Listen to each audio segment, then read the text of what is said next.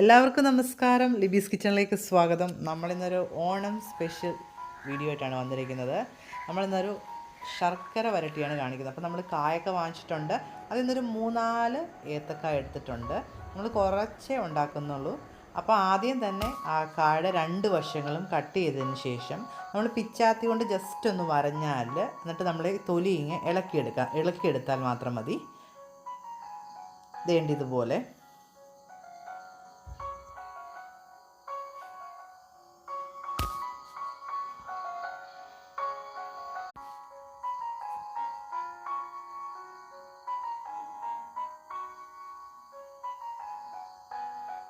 അപ്പോൾ ഇതേപോലെ നമുക്ക് ബാക്കി എല്ലാത്തിൻ്റെയും തൊലി പൊളിച്ചെടുക്കാം. അതിനുശേഷം ഞാൻ ഒരു പാത്രത്തിൽ വെള്ളം എടുത്തിട്ട് കുറച്ച് മഞ്ഞൾപ്പൊടി ഇട്ട് വെച്ചിട്ടുണ്ട്. ഇതിലോട്ടാണ് നമ്മളിനി ഇത് അരിഞ്ഞിടുന്നത്. ഇതേപോലെ കനം ഒരേ ലെവലിലാണ് നമ്മൾ കണ്ടല്ലോ, ഈ ഒരു കനത്തിൽ വേണം നമ്മൾ ഈ അരിഞ്ഞ് വെള്ളത്തിലിടാനായിട്ട്. ഇതേപോലെ അങ്ങനെ എല്ലാം അരിഞ്ഞെടുക്കാം.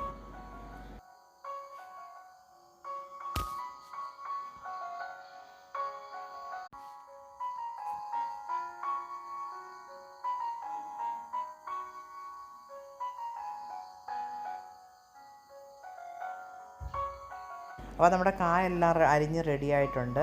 അപ്പോൾ നമുക്ക് ഈ മഞ്ഞ വെള്ളത്തിൽ നിന്ന് ഇത് മാറ്റണം. ഇതൊന്ന് ഒരു അരിപ്പയിലോട്ട് മാറ്റണം. ഇത് വെള്ളത്തിലിട്ട് വെച്ചില്ലെങ്കിൽ ഈ പെട്ടെന്ന് കറുത്തു പോകും. അതിനുവേണ്ടിയാണ് നമ്മളിങ്ങനെ വെള്ളത്തിലിടുന്നത്. പിന്നെ ഇതിനകത്തൊരു ചെറിയൊരു കറയുണ്ട്. അപ്പോൾ നമുക്കിതെല്ലാം ഡ്രെയിൻ ചെയ്തെടുക്കാവുന്ന. ഇപ്പം നമ്മുടെ ഇതിന് വെള്ളമെല്ലാം തോർന്നിട്ടുണ്ട്. അപ്പോൾ ഞാൻ നല്ല ഒരു ഇരുമ്പ് ചീനച്ചട്ടി അടുപ്പത്ത് വെച്ചിട്ടുണ്ട്. അതൊന്ന് ചൂടായിട്ട് വരുമ്പോഴത്തേക്കിന് ഞാൻ വെളിച്ചെണ്ണയാണ് യൂസ് ചെയ്യുന്നത്. വെളിച്ചെണ്ണയാണ് ടേസ്റ്റ്. പിന്നെ ഒരുപാട് ദിവസം ഇത് വെക്കണമെങ്കിൽ സൺഫ്ലവർ ഓയിലൊക്കെ യൂസ് ചെയ്താൽ മതി.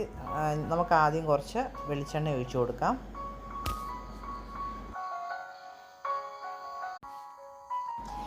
ആ സമയം കൊണ്ട് നമുക്ക് ശർക്കര ഉരുക്കിയെടുക്കാം. ഞാൻ ഒരു 250 ഗ്രാം ശർക്കര ഒരു 1/4 കപ്പ് വെള്ളത്തിൽ ഉരുക്കാൻ വെച്ചേക്കുകയാണ്. അപ്പോൾ നമ്മുടെ എണ്ണ ചൂടായിട്ടുണ്ടോ എന്ന് നോക്കാം. ആദ്യം ഒരു ചെറിയൊരു ഇട്ട് കൊടുത്ത് നോക്കാം. ചൂടായി വരുന്നതേ ഉള്ളൂ. നമ്മളിത് ചെറു ചൂടിൽ വേണം. എണ്ണ ചൂടായതിന് ശേഷം നമ്മളൊരു മീഡിയം ഫ്ലെയിമിലാക്കി വെക്കണം. അപ്പോൾ നമ്മൾ ആ എണ്ണ ചൂടായിട്ടുണ്ട്. നമുക്ക് ഇട്ട് കൊടുക്കാം. നമ്മുടെ കായൊക്കെ മൂത്ത് വരുന്ന സമയം കൊണ്ട് നമ്മുടെ ഒരു സീക്രട്ട് ഇൻഗ്രീഡിയൻ്റ് ഉണ്ട് നമുക്ക്. അതായത് നമ്മുടെ കുത്തരി അല്ലെങ്കിൽ പുഴുക്കലരി എന്ന് പറയും. അതൊരു 1/4 കപ്പ് എടുത്തിട്ട് ഞാൻ ചെറുതായിട്ട് വറക്കുന്നുണ്ട്. എന്നിട്ട് നമ്മളിത് വറുത്ത് പൊടിച്ചിട്ട് നമ്മൾ ഈ ശർക്കര വരട്ടി ചേർക്കും. അപ്പോൾ ഒന്നേലൊന്ന് ഇത് ഒട്ടാതെ നല്ല പെർഫെക്റ്റായിട്ട് കിട്ടും. അപ്പോൾ ഇതൊന്ന് നമുക്ക് വറുത്തെടുക്കാം. എന്നിട്ട് ഈ പരുവത്തിലാണിത് വറുത്തെടുക്കുന്നത്. ഇതിൻ്റെ ഇടയ്ക്ക് നമുക്ക് പാകമായി നോക്കാം. നമ്മുടെ പാകം ആയിട്ടില്ല, കണ്ടല്ലോ. നമുക്കൊന്ന് ഒടിച്ച് നോക്കാം, കണ്ടല്ലോ, ആയിട്ടില്ല. അപ്പോൾ നമുക്ക് കുറച്ച് നേരം കൂടെ ഇത് ചെറുതീയിലൊന്ന് വറുത്തെടുക്കണം. ആ സമയം കൊണ്ട് നമുക്ക് വറുത്ത് വെച്ച അരി മിക്സിയിലൊന്ന് പൊടിച്ചെടുക്കാം.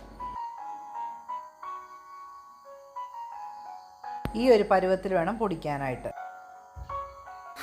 ഇപ്പം നമ്മുടെ ഏകദേശം മൂത്ത് വരുന്നുണ്ട്. നമുക്ക് ഓരോ എടുത്തിട്ട് ജസ്റ്റ് ഒന്ന് പൊട്ടിച്ച് നോക്കിയാൽ നമുക്കതിൻ്റെ കറക്റ്റ് മൂപ്പ് അറിയാൻ പറ്റും. കുറച്ച് നാളൊക്കെ ഇരിക്കണമെങ്കിൽ നന്നായിട്ട് മൂപ്പിച്ച് വേണം എടുക്കാനായിട്ട്. അതുകൊണ്ട് ഇതേപോലെ നമ്മളൊരു പ്ലേറ്റ് വെച്ചിട്ട് ജസ്റ്റ് ഒന്ന് ഒടിക്കുമ്പോൾ നമുക്കറിയാൻ പറ്റും അതിൻ്റെ അകം വെന്തിട്ടുണ്ടോ ഇല്ലേ എന്നുള്ളത്. അത് കുറച്ച് നേരം കൂടെ ഒന്ന് മൂപ്പിച്ചെടുക്കാം. ഇപ്പം നമ്മുടെ ശർക്കര പുരട്ടിക്കുള്ള എല്ലാം നന്നായിട്ട് മൂത്തിട്ടുണ്ട്. നമുക്ക് കണ്ടില്ലേ, നല്ല ഗോൾഡൻ കളറായിട്ട് വന്നിട്ടുണ്ട്. നമുക്കിനി ഇത് മാറ്റിയിട്ട് ബാക്കിയും കൂടെ വറുത്തെടുക്കാം.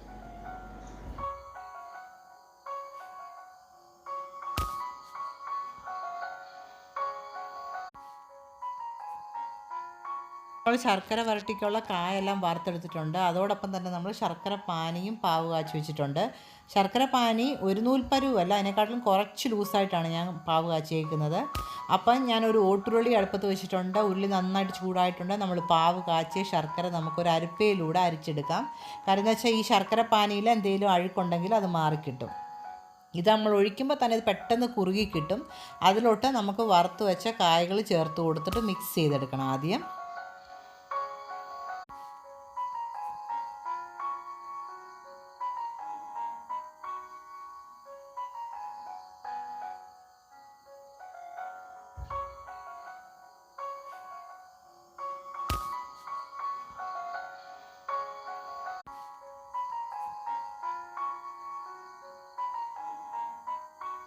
നമ്മൾ ഈ ശർക്കര പാവിലോട്ട് ഇട്ട് കഴിയുമ്പോൾ തന്നെ ഇത് പെട്ടെന്ന് അങ്ങ് കുറുകും കേട്ടോ.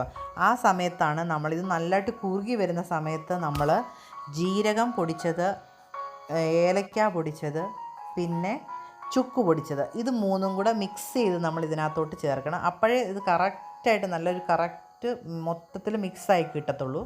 അപ്പോൾ നമുക്ക് ഈ 3 പൊടികളും കൂടെ ചേർത്ത് കൊടുക്കുക. എല്ലാം ഒരു 1/4 ടീസ്പൂണ് നമ്മൾ എടുക്കുന്ന ക്വാണ്ടിറ്റിക്ക് അനുസരിച്ചുള്ള പൊടികൾ ചേർത്ത് കൊടുത്താൽ മതി. നല്ലൊരു മണമാണിത് ചേർത്ത് കഴിയുമ്പോഴത്തേക്കിന്, ഭയങ്കര മണമാണ്.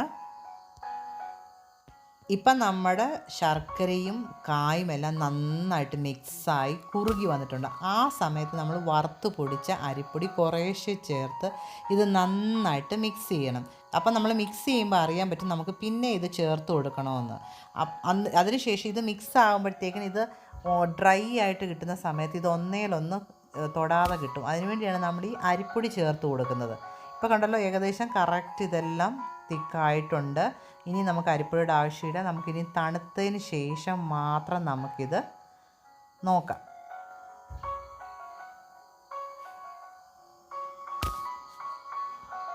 അപ്പം ഞാനിപ്പോൾ തീയൊക്കെ ഓഫ് ചെയ്തിട്ടുണ്ട്. നമുക്കിത് തണുത്തതിന് ശേഷം നമുക്കിത് നോക്കാം.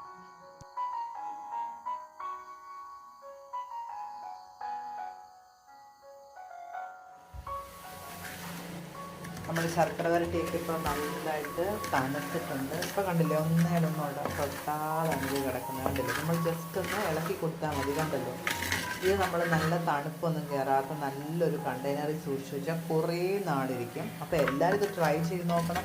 വളരെ ഈസിയാണ്, ഓണത്തിന് സ്പെഷ്യലാണ്. അപ്പോൾ അറിയാത്തവരുണ്ടെങ്കിൽ ഇതേപോലെ ട്രൈ ചെയ്ത് നോക്കുക. വളരെ ടേസ്റ്റിയാണ്. അപ്പോൾ നമ്മുടെ വീഡിയോസൊക്കെ എല്ലാവരും കാണുന്നുണ്ടല്ലോ. അപ്പോൾ എല്ലാവരും ലൈക്ക് ചെയ്യണം, സബ്സ്ക്രൈബ് ചെയ്യണം. വീണ്ടും ഒരു ഈസി റെസിപ്പിയായിട്ട് വരുന്നത് വരെ എല്ലാവർക്കും ബൈ ബൈ.